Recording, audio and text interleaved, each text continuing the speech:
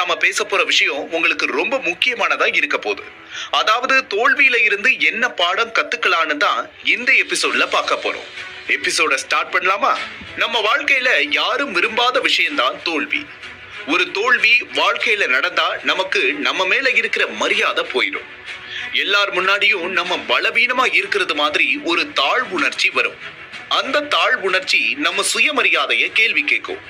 வாழ்க்கையோட விரக்தி பீக்ல எகிரும்.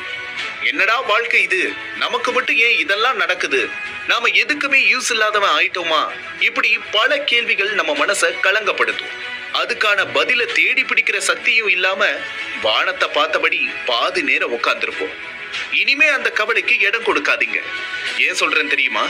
வாழ்க்கையில நமக்கு எல்லா தோல்வியிலையும் கண்டிப்பா ஒரு பாடம் கிடைக்கும். வருத்தம் இருக்கும் தான், ஆனா அதுக்காக வருத்தப்பட்டுக்கிட்டே இருந்தா அடுத்த வேலை நடக்காது. அதனால